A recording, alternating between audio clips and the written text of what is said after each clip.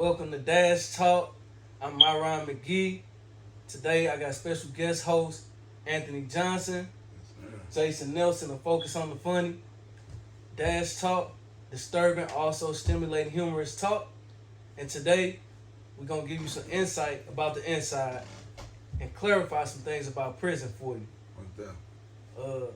Really wanted to start off asking Jason, since he hasn't been in the prison system.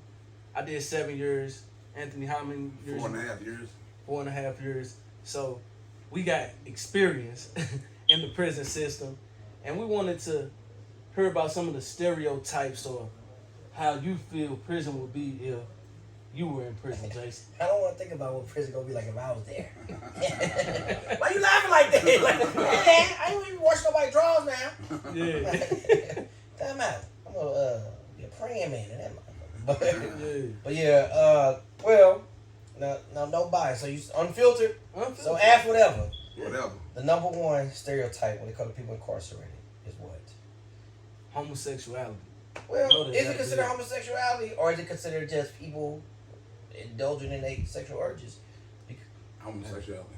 Yeah, in my opinion, homosexuality. I heard people say, "Oh, you like you said, urges, or you get some head that ain't gay." Look, I don't have nothing against being gay if that's what you choose to do. By all means, do that. But if you indulge, then that's what it is. That's what it is, man. So basically, if a person, it's not that just because somebody incarcerated, it's automatic. Well, if you into that, that's just something you into. That's something that you're into. Coming into the gate, I believe. You knew, or that's how you are. I mean, because to me, that was one of the heaviest things that people, the stigmas that people make. You know what I'm saying? I'm pretty sure it's not an easy thing to deal with. And the second one that I would think of is they just feel as if every day is like a jungle. Like your life is always online. I'll let you take care of that first. It's like a jungle. Like you watch the movies, like you might get shamed. That's always a option, or it's something that might happen. But you put yourself in those predicaments. Getting things from people, not paying them back, being tough. No need to be. You come there to be cordial, be a human being. You're gonna leave out being a human being. So it's really about respect. Respect. Being your authentic self. It's about respect. Yeah. It's about respect, being authentic. And so if you're in there for child support, don't come in there acting like you in there for catching bodies. Right. Most definitely. Nah. Just stay in your lane. Stay in your lane, man. As long as you stay in your lane, you'll be alright. And I feel like for me, I'm friendly, super friendly. So I'm goofy, and being in prison, one of the first things that my mama was tripping off of was like, oh, I don't know if my baby gonna be okay. He's so friendly and this and that, and it's like, it's nothing like how they show it on movies. At least, like Anthony said, if you minding your own business, if you being respectful. Like I've met plenty of people that brought me in and showed me so much love to where it's like, where the hate at, or what is all this violence at? And I've seen the violence, but it was never directed really towards me because it was no need for that. Yeah. So, like you said, just respect and mind your business, for real. Another question, stereotype, it was on the tip of my tongue at the moment, is that basically when you go there, that you basically have to, well, you kind of already answered that question, like you gotta kill people when you're in there. As a gang oriented, like, is this just a thing as really truly minding your own business in prison? Mind your business. It is. That's the key. That's the key to success. Mind your business. Stay in your lane. Do what you need to do to make it home. And see, it's different types of prison too. I was in Missouri Eastern Correctional Center for 6 years, and that's a medium security prison. Being in a medium security prison, I don't mean to offend nobody by saying it's like a grown man daycare. Right. Like people playing around all day long. You go out, you out all day really, playing basketball, you going to the gym working out. It's really like not like a jungle at all. It's like you on a campus somewhere. So even though we hear the word prison, it's different levels. It's different levels. Now, once I moved to the Southeast Correctional Center, which is a maximum security prison, it was a whole different ball game. Like, now you went there later in your... Yeah, I spent my last year there. And it's still, for me, it was still the same because I kept the same energy. Like, people didn't bother me because it wasn't no reason for them to do that. Yeah. And I wasn't putting myself in predicaments to where I had to bother anybody else either. I'm not loaning people stuff. I'm not dealing with drugs. When you say don't loan, like, if somebody asks you for something, you say no, it's okay, they respect it.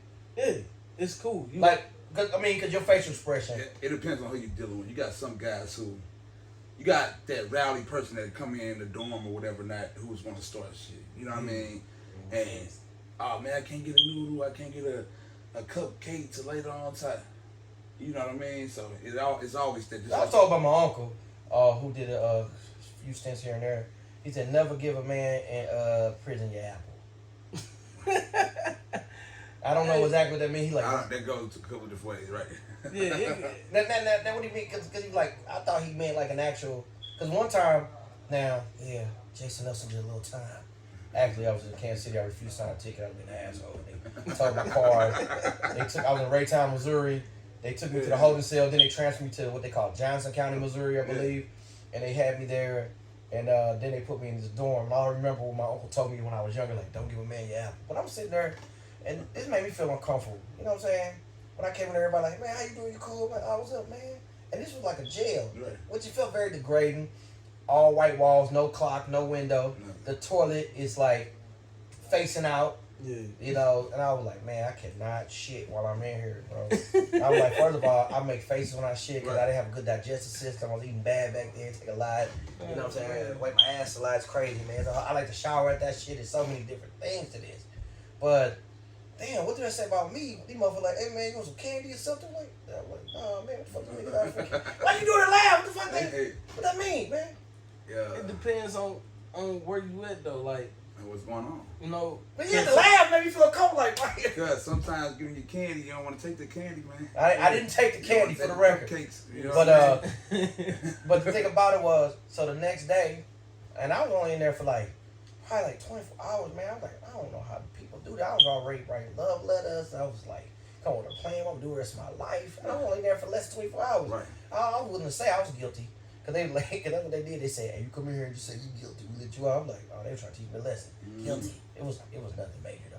But the thing about it was, the next day, you know, we eating our lunch, and what it is, I grew up in group homes. Right. So I was in locked facilities and things of that nature as a teenager. I just didn't want to transition to the next stage of life, and shout out to having an awesome support system who allowed me to go back when I wanted to go back. When I was a teenager. The thing about it was, when I was there for like I said, probably a little bit over 24 hours. And when I was there, we had lunch or whatever. I didn't want all my food. I just didn't want it.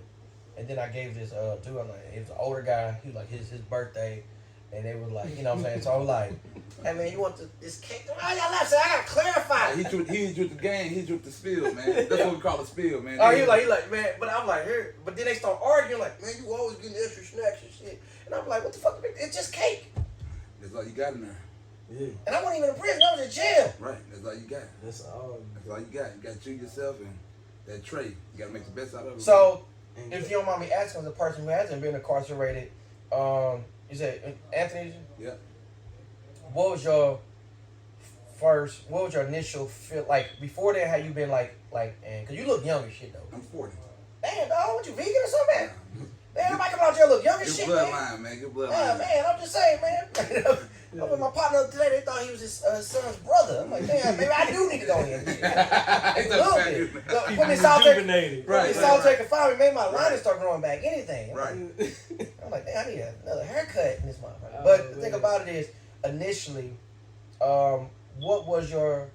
Have you been in and out of jail prior to that? Never been to a boy home. This is my first time ever being incarcerated in my life. In any form? Any form. So initially, what were you feeling when you went there? Because you were in your 30s when you went? Yeah. Oh, damn. Yeah, the feeling was, wow. Woke up the next morning, looked at the ceiling like, this what it is. You know what I mean? Like, I'm in prison. I didn't have a chance to go on probation, parole. I didn't have a chance to come home. I didn't have an opportunity to bail out. That's what it was for me. and everybody's different. You know what I mean? You might have a chance to bail out, play around, come back, and do your time. I didn't have that option. So when you was feeling that way, what was your first 48 hours in prison? How would you describe it?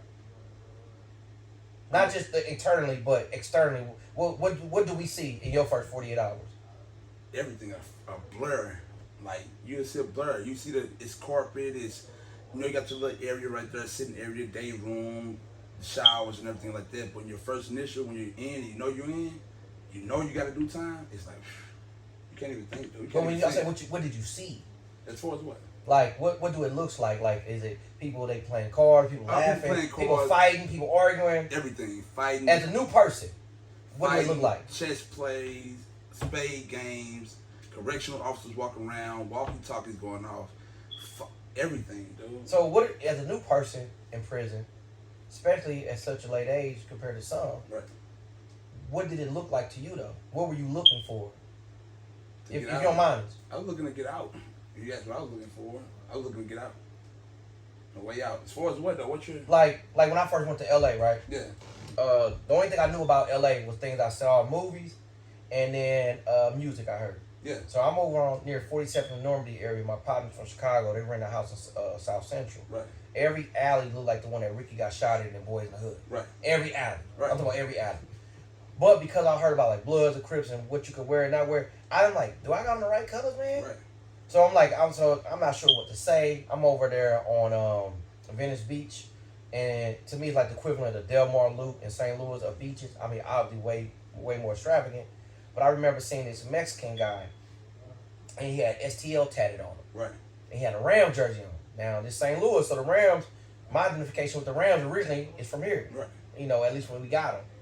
So I walk up to him and I'm like, "Are you from St. Louis?" He go, "Huh?" I said, "You from St. Louis?" I said, "You got the Ram jersey on and STL tatted on you." And then he go, "Oh no, that's my clique." I said, "Oh shit." Then I started noticing the other tattoos on his face. Mm-hmm. I said, "Boy, you don't shut your dumb ass up." But so what I'm saying is, when I first went to LA, I was a little bit uptight. Yeah. I wasn't thinking of Hollywood. I was thinking like, man, somebody might shoot me for this shirt that I got on. Right. I'm like, is it okay to wear these shoes? Because I'm just working. This is all I got. Oh, you get. So what I'm saying, as a new person who's never been in prison, based on your prior assumptions about it, what did you see within the first 48 hours in no eyes? Like, was you nervous? Was you scared? I was nervous. Hell yeah, I was nervous too. What was you looking for? People that you may have knew? I was looking for people I might have known. You know, I was scared. I wasn't worried about the color situation. We all wore beige. That's what it was then. It wasn't any of that color discrimination, anything like that.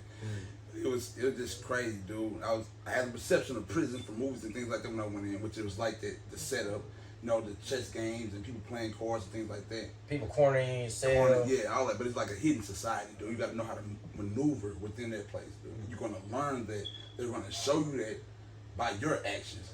You know what I mean? So if you get out of line, they'll correct you. They're going to correct you. Now the correction, is it automatically harsh, or is it kind of like a fair warning, like, hey bro, you might want to be careful of that, or is it like, or it depends? You never know.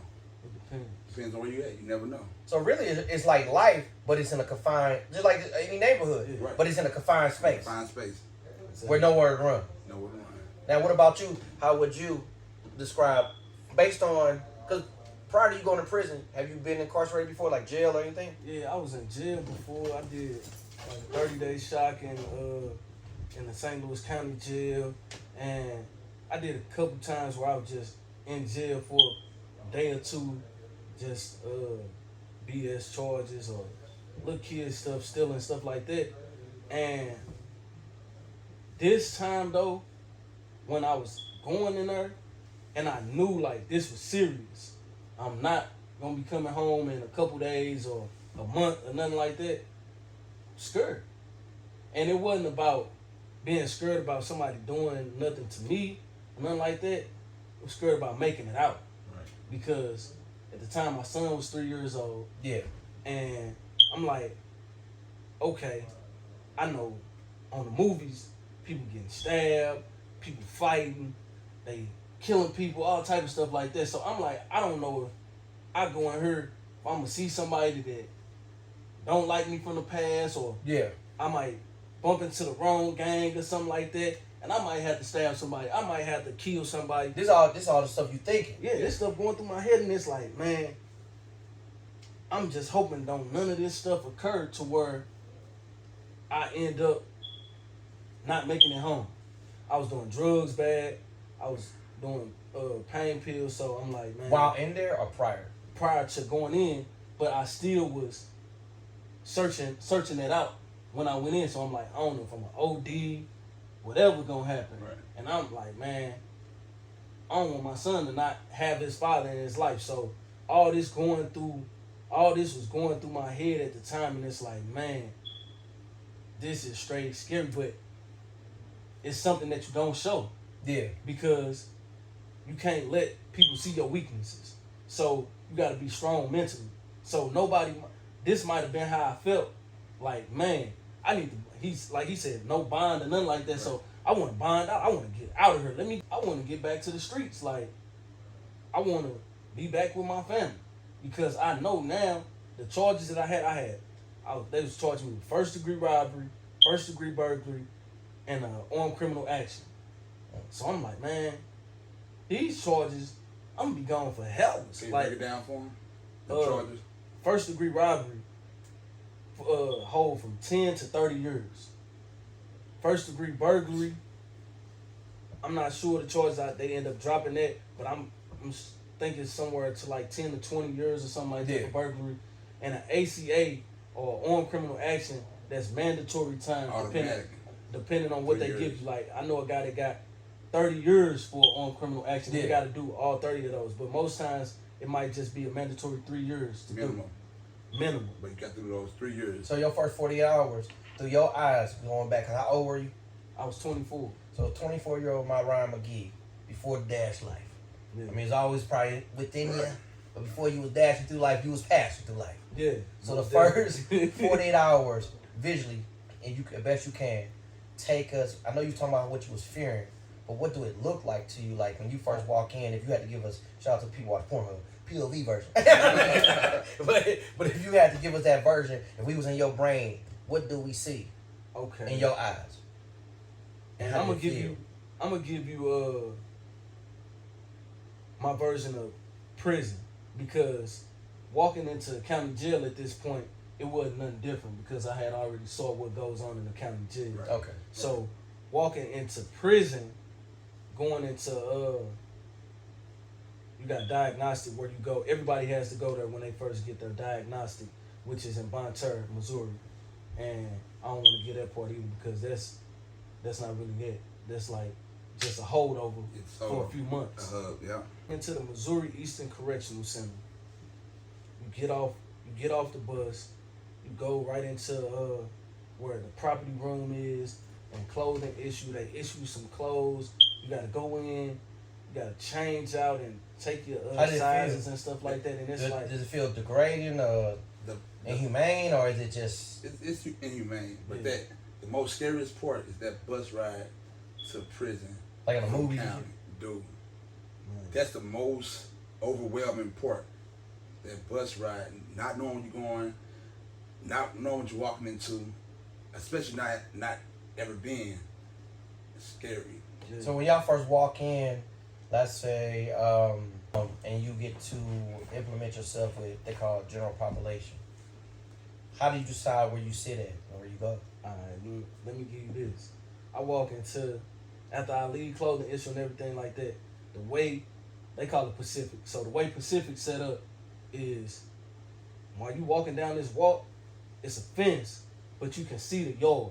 The yard is where everybody is on recreation. People outside. I got there, it was May 5th, so it's hot outside. People outside, shirts off. You see the guys working out, all this. And it looked like a movie for real. Like, you see guys on the pull-up bars and they playing basketball on concrete. They got boots on playing basketball and stuff. You see, and now when you're in prison, you can have on colors and different stuff. You see guys in regular clothes and like, man, what's going on? And so it's like, man, I'm going to keep to myself.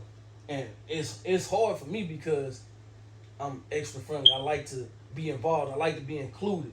But at this time, I got to just sit back and be like, man. Be observant. I'm observing. I don't know what's going on. I don't know who to talk to or whatever. I'm gonna sit by myself or try to sit as close by myself as I can when I'm going to eat. Really don't want to go up here to eat for real because I don't know nobody yet. Then when you get in the housing unit, you walk in, your celly in there.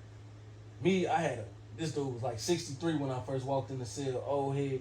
And so we was cool and we was just able to talk. But I didn't talk to nobody for a while. Not even my next door neighbors or nothing. I just moseyed on through. Now, And from watching other people come in, does that seem like it's typically the normal behavior of people when they first get into prison? yeah, unless it's somebody from like a well-known neighborhood or something like that, and you walk in and 1,000 of your partners here. Y'all like this what y'all neighborhood do. So it's like, oh, what's up? Yeah, and everybody we back on the block. This is what it said. But if that's not the case, then it's like, man, fall back, be by yourself until you figure out where you belong, where you supposed to fall into. Like first day of school. Now, quick question, like, cause we human beings, right? Right.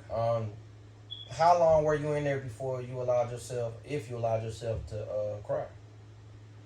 Shit. For the prison. If you mind me asking, Andrew. That come during like holidays, birthdays, when you really miss your family, dude. Like you gotta accept what you did. You gotta accept the time they gave you. What brought tears to my eyes was, damn, my daughter's birthday. Damn, my mom's birthday. Damn, it's Mother's Day. Like those type of things. That's when it hits you, dude. Like so, your first initial days, it was just those. You really gotta make a decision. It's like taking a red pill and a blue pill. How you gonna do this? You got to jail. You got to punk out. That's how it goes, dude. When you say punk out, what that mean?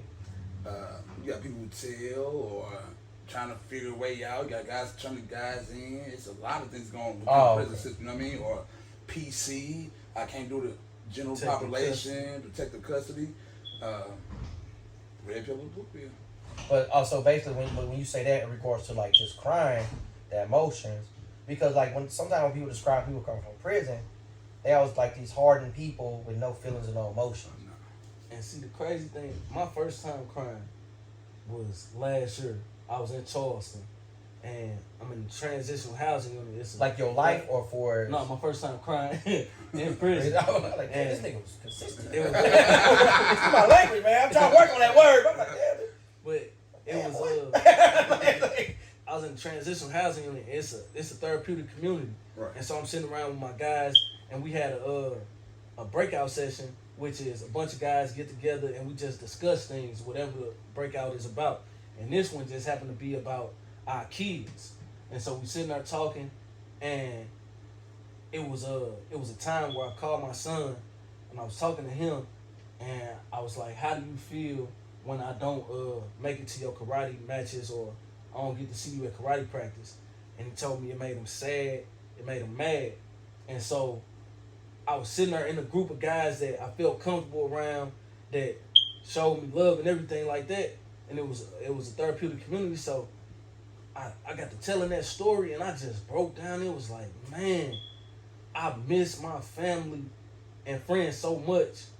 But I had, throughout the time, because most of my time while I was in prison, I was smoking K2. So I was coping like for like 6 years until that last year I got sober, and I was just like, it really, everything started hitting me. I started growing and building, and it started hitting me like, man, you really screwed up. Now, is it any shame for someone to come to prison and they in their cell and they break down and cry? Like, do people like, oh, you bitch, you, or it depends?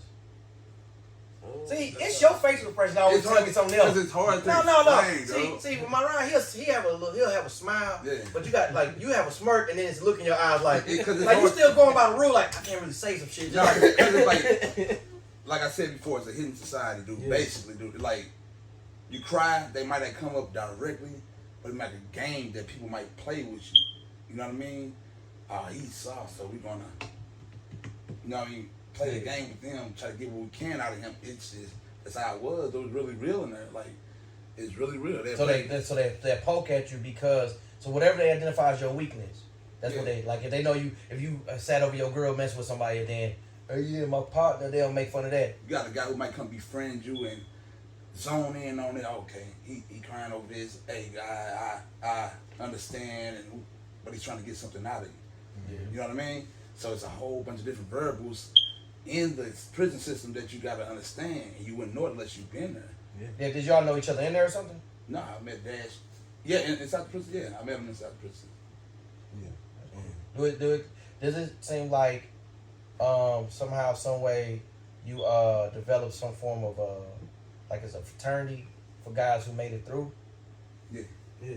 it is. Because basically y'all know each other out when y'all see each other on the street, so y'all know who's who was what was on what. It's just like society. You got guys who might be scandalous, guys might be friendly, guys might be business oriented, and you're gonna connect with those type of guys that's somewhat like you. Now, another stigma is people who go to prison are bad people. Things happen. You might have a drink at a bar. On the ride home, just have 1 or 2 drinks. On the ride home, you might hit somebody, kill them. Involuntary manslaughter. Let's be honest. It can happen to anybody. Yeah. And you're in a prison system. That make you a bad person? Or you just made a bad choice. And I feel like it's a lot. I met a lot of good people, like some of the best people in the world It's unbelievable. that I've ever met in prison. And it's like some guys did what they felt like they had to do. Yeah. A lot of guys. The reason why I started my company is because a lot of guys that I talked to felt like they didn't have a choice. Like this was what they was born into. This is what their neighborhood had going on. So this is what they was forced to do. And I wanted to start showing people like that you have a choice. It's about just showing them something different, because it's only one way to see things until somebody show you something different. Yeah. Right. So if all you see is gang banging and shooting, and that's what you growing up around, then you feel like that's all I know how to do. Yeah. But then once you in this prison system and all this stuff not around, or you get to hanging around some guys that you wouldn't even been hanging around with, it's Bloods hanging with Crips that they would have been beefing with, and instead now they got to eat together because they in the same cell, or they in the same wing, or they going against some other guys from another city or something like that, and you start coming together, you start noticing, oh, this dude ain't that He ain't a bad. bad guy. At all. You know what? I remember when I was younger, I lived in like 4 different group homes. First one was Echo, and then I got put out. Then I went to General Processing, which was like a level 2, which was like for people to run free range. Then they had timeout. They didn't do restraint, so they eventually put me out there. Right. Like, how the fuck we take this dude from a lock facility to unlock facility? They're like, maybe you do better there. And Right. then it took me one that was a little less restrictive. In some cases, still could lock in your door, lock in the dorm. And then the last one, when I got put out there, I ended up going to Marygrove, which would put me back in the lock facility. I said to say this is when you was in there, it'd be people that be like predominantly white and black. You may Right. see, I've yet to see any Asian people in there when I was in there. Right. Outside of my mom from Korea. And then, so everybody who think I'm high, no, it's genetics. Like, nigga, I ain't. No, but, and maybe occasionally you may see like a Hispanic person, but it's predominantly white and black kids. And then within that, you'll see some that were gay, some that was, I remember seeing maybe like 2 trans people, and this is in the 90s. Right. But even though we all come from different neighborhoods and communities and backgrounds, where we'll get into it, make fun of each other while we was in those situations, but when we went out to the community, we were a unified front. Right. Because we understood and we were all in the same situation. So, So is that similar to how it can be while you're incarcerated? It is. And while incarcerated, the smallest things can bring you together.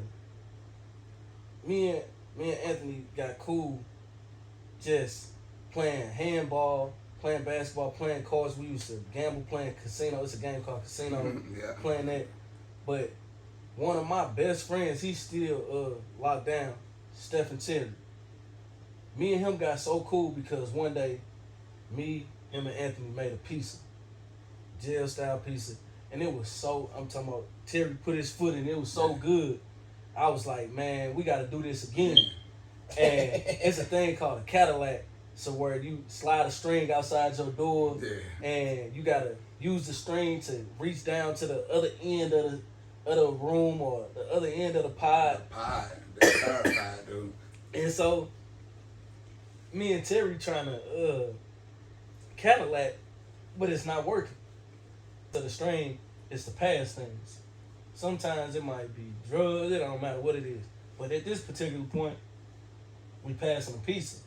So Terry messed up his string, get all tangled and stuff. It take like an hour for me to get my food.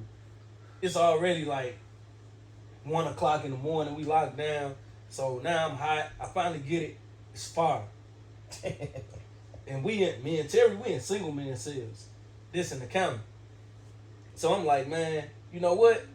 We gotta move in the cell together so we can go ahead and do this all the time. And we ain't gotta worry about no Cadillac and none of that. And we move in the cell together. And this become one of my best friends. Like when you say you find good people, and at the time, I'm not knowing Terry so young. I'm 24. Terry was 17, 18 years old at the time. We get in the cell together, and it's like, man, this like the little brother that I always wanted, Right. that I never had. And so we just enjoyed each other's company and stuff like that, playing around, joking, staying up, getting in trouble till like 3 in the morning. We not supposed to be loud. We in her hella loud, rapping, doing all type of stuff, Right. boxing, Bring me back, and man. it bring you together. And like, so when you say it's a society, like these guys right here, Anthony, Terry, Blue, it's so many of us that came together, Mook, and we together, and we just You gotta spend years together, bro. Like you're stuck. No This- matter what. But again, y'all It's like coming in a from two family. different angles because when you look at that, could be personality wise. You went in there older, Yeah, I went in older. so where you still were like, because from my understanding, you were doing shit. You was doing stuff. It's the reason why, but it was stuff that you did prior to leading up to your incarceration, right?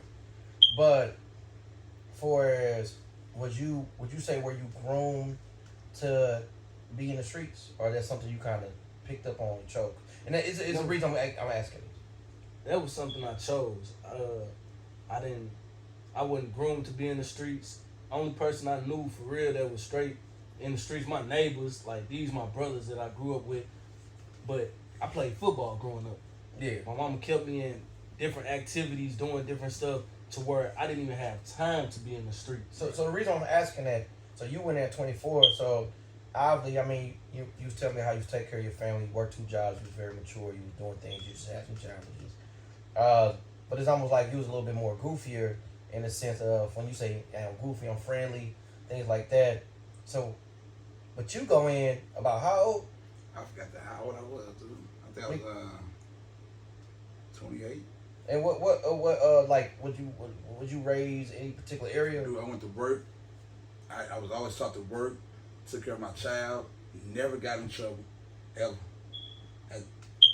It's got to explain why we got locked up. What you want to say this like that? I went to jail for manslaughter, dude, for protecting myself. CCW registered firearm. I actually had to take someone's life to protect myself. I didn't follow protocol, which cost me everything. So once again, a stigma, which goes back to that question about, that everyone who goes to prison is bad. That's a lie. That's a lie. Now, was it, when you say protect yourself, was it street oriented? Was it just like regular life protect yourself? Just regular life protect yourself. Like you was like your life, you was threatened. My life was threatened. I protect myself. I returned fire, but I didn't follow exact protocol. Sometimes doing the right thing costs you a lot when it's time to, be judged on it. You know what I mean? So you say you fired back like somebody initially. They fired me, I fired back, but I didn't follow, it was a crazy scene out there, though. I couldn't stay right there. And I want to say this out of respect for the other person involved Most too, definitely, most because definitely. obviously time has passed. Most definitely. People's lives were affected. Most definitely. So On both condolences to that family. We just want to be more informed and educated. Yes, sir. So in this particular situation, you were just what you consider a regular dude, just going to work, take care of your family. Regular dude. And then you had a situation with somebody, which we don't have to go into the depths with. Did y'all know each other already? No, nothing like that. I can say this when St. Louis started being crazy, dude. When it started being wild, shootings everywhere, people driving 100 miles an hour, just got crazy. This is the first beginning. It's always been crazy, but in 2014, 15, whatever year it was, it just got crazy out here. Yeah, it got amplified, particularly after the protests and the riots and police brutality and everything. It went crazy, and it's a crazy scene out there that I couldn't handle. I couldn't control it. I couldn't control it. I just protected myself, and I couldn't follow the procedure, and it cost me a lot. Everything. So you was basically being reactionary in order to protect yourself. No doubt. No doubt. Yeah. And like I said, that was we want to be respectful to the other person that was involved with that. Yes, So it's not to minimize a loss of life, because what we do understand that everybody go through things, and some of us get another chance to make it right. Right. But once again, condolences, and I'm sorry that you had to experience that yourself. Which leads me, when you was kind of asking to make it a little bit more light, what's up with this food that y'all be making in prison, dog? Oh, y'all used to make. Y'all ain't there no more. You ain't going back. Nah, But it's over with. And the food. you like to eat, bro. Would you like that before you was incarcerated? Yeah. Cause I hardly ever see you turn down a meal, bro. Yeah. I'm like, my boy be making up for lost time or something. Before eat all the snacks in the morning. That's they love to eat. But what's the whole thing with these prison pizzas, man? Man, They good. That's all you got. You got to make something. You got to get creative. Oh You man. ain't gonna eat trays from the cafeteria. That's horrible, dude. Horrible. Or you gonna get creative and use the things you got in the friendship and the bonds you got with people and make something out of it. yeah. You know what I mean? Thanksgiving. We got Thanksgiving too. We have birthdays also. You know what I mean? We have Father's Day also. Where y'all show each other love. Show each other love. You have no choice, man. They strip you down to the bare minimum, naked, dude. You have nothing. All you have is you. And you know what? This is what we're gonna do. Next episode of Dash Talk, we're gonna show you how to make a jail style pizza. Get you together. Yeah. Probably activity you can do Yeah. with the kids and tell them, look, this ain't what you want to be eating. Yeah. You know, because But if it's y'all good make on something the- delicious, they may be like, it's hey, delicious man. on the inside compared to going to the child hall and eating some slop. Yeah. But would I rather have a jailhouse pizza or Slop. some 54th Street? I'm going to 54th Street. Right. You know what I'm saying? But while inside though, you got to make the best out of what you got. Yeah. And so that's the best of the best. Having stuff like that, you know, making egg noodles or macaroni and stuff like that. That's the best you get. That's all you get. Now, last question. How did it feel the first time you all were out? And I'll start with you, Anthony. Is when you were able to make a purchase and no one standing over you. It felt good in that aspect, but it was so hard for me getting out of prison. Just the anxiety was so overwhelming, dude. Like I went to the store one time, right, the grocery store, my first time going, and everything just looked like a blur to me. My anxiety was so high, you know what I mean? Everybody have their own different experiences. Mine was anxiety out the roof, dude. You know, that makes me think about when I got out the group homes and my big brother. And if you haven't been institutionalized, these conversations could be very unrelatable. Right. And there's various levels of institutionalization. Yes, sir. But when I got the group homes and I didn't have somebody standing over me, tell me what to do, I remember trying to cross the street. It's just like everything was moving so fast. Right. And it took me years. I'm talking about years Yeah. to adjust. Yeah. I don't give a fuck, because what it is, people see us on the outside and they think they see one thing, but inside our brain like this. And then, sir. The other part, and I want to listen to you too. Did you feel, or do you feel pressure to make up for lost time, or you learn to make peace with just being where you are at the moment and enjoying the rest of that time? I made peace with mine. I came home, I made peace. And it is what it is. And I gotta, you know, I went through what I went through. I'm ready for the rest of my life to be the best of my life. You know what I mean? You're still young as shit though. Just want you to know that, because I'm 2 years younger than you. My skin don't look as great as yours. Yeah, Though. I'm like, yeah. I don't know, man. They say black on crack, man. Black on Y'all crack, both man. pretty. I say respectfully. Yes, sir. Y'all look like more chestnut a little bit. You know what I'm saying? Yes, sir.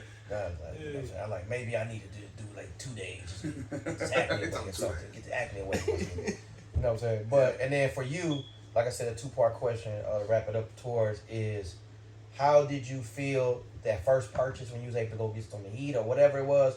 And then, did you feel pressure to make up for lost time, or were you able to make peace about where you was at? The first purchase I made myself with my own money was a pair of white Air Force Ones. And it felt so amazing to be able to hold some money. Currency. You know, because inside you don't hold no money or nothing like that.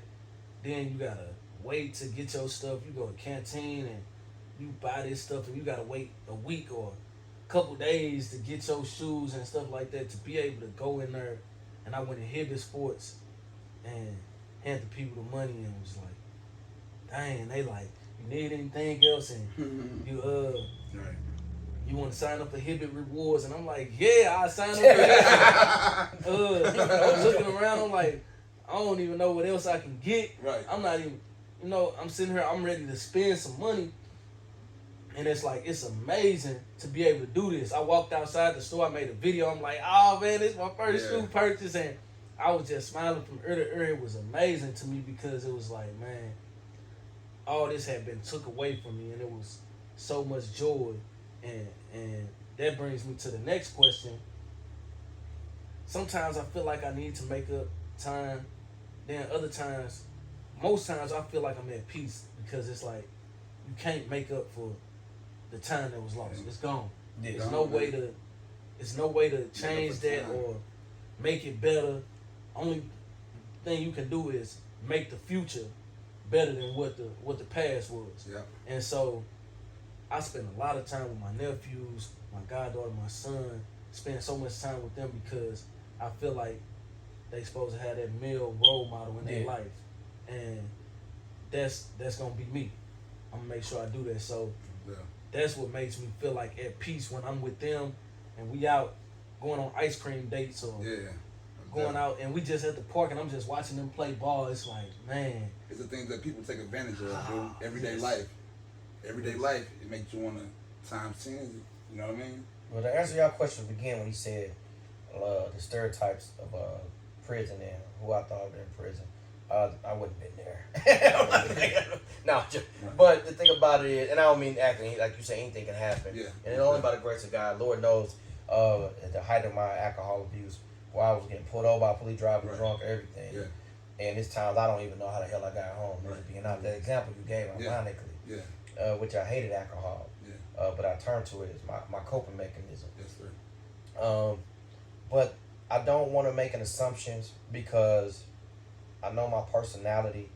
I'm a little bit, I could be outgoing, but I'm more introverted. Right. But I'm the type that I kind of come in a little assertive. Like when we met, like I came in, I was kind of comfortable. Hey, what's up? How you doing? And same token, I don't really allow people into my bubble. Into your space. So I just be to myself.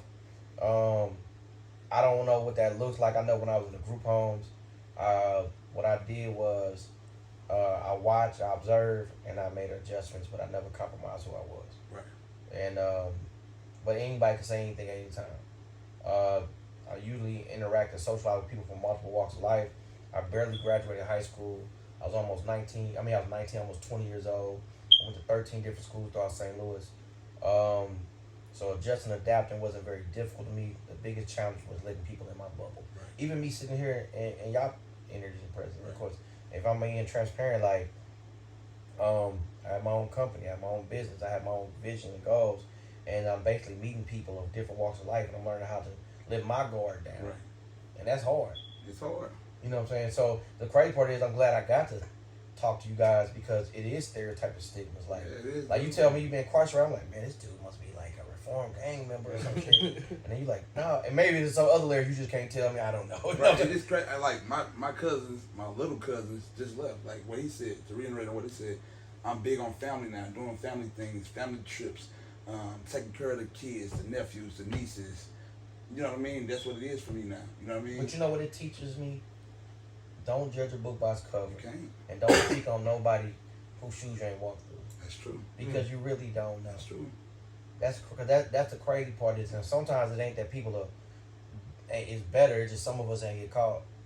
Or but God had a different plan for us. He got a plan for you, man. And the beautiful thing is y'all both are still very young, with your whole life ahead of you. And I think what y'all doing with this particular podcast project, I think it's gonna be an awesome thing. And I'm glad y'all allowed me to be a part of this particular segment. And, you know, whenever y'all need me, if I'm available, I don't mind. You know what I'm saying? I think it was a nice little chemistry. I'm ready. I appreciate you coming. No, that's all good. I appreciate the invitation as well, because my thing is, I see great things for you. When I walked in, your energy was good. It was positive. You like, hey, let's cut to the chase. Yeah. I don't want to waste no time. Whatever y'all need to do. Man. And we working on the core. We getting this. We getting that. You about it. About it. Now the crazy part is once the camera got on, you got a little bit more quieter though. Yeah, I did, man. I gotta get more in depth with my conversations, more in depth with my thoughts when it comes to this thing. You know what I mean? Especially when people ask you questions, Yeah. and I'm pretty sure, especially the way I ask questions, like, nigga, you work for Vlad TV. But nah, you be a great host, bro. You be a great host. Like, So really, the thing about it is, it's like I get it because I'm a challenge you to go within your conscience. Yeah. But I do understand it, and if this does end up making a footage, this part, I do understand there's certain things you just can't say. Yeah. Out of respect for other people. Right. And in the culture Yes, of sir. stuff. Yeah. But the things you can share, you know, I don't want to, because the way y'all describe it, it sounds bad, but it almost sound like survivable. Yeah. I mean, not saying it's not, but it's like, if I was a young motherfucker, I'm like, oh, I could do that shit. We like, no, Hov did that, so he had to go through that. Nah, don't do it, bro. It's just a brotherly love that we created within that prison system. It might not be the same for everybody, but we created something that we built on, and we came on with it, and we gonna extend it. And you don't have to go to prison to develop a brotherhood amongst people in your community. It's time to open up, man. And it don't even have to be, and I'm not knocking nobody for who they are and where they at, because we all fall short. Yes, sir. And within some capacity, shit. Yes, I went to church today, but I was just jacking off last night for sure. I was like, Lord, can I repent for this same sin over and over again? Like, you know what I like. I already know what I'm looking for. Right. BBW back shots. I know what I'm going for. I know Right. my surgery. I know y'all looking at me like I'm weird now. Nah. Y'all making pizza out of noodles, nigga. No. Yeah. But this Dash Talk, right? Yes, This sir. Dash Talk, and make sure y'all tune in next week. I want to leave y'all with this. Don't let your struggles become your identity. Yes, And don't just pass through life, dash through life. Dash Dash through. up, dash out. This was Dash Talk.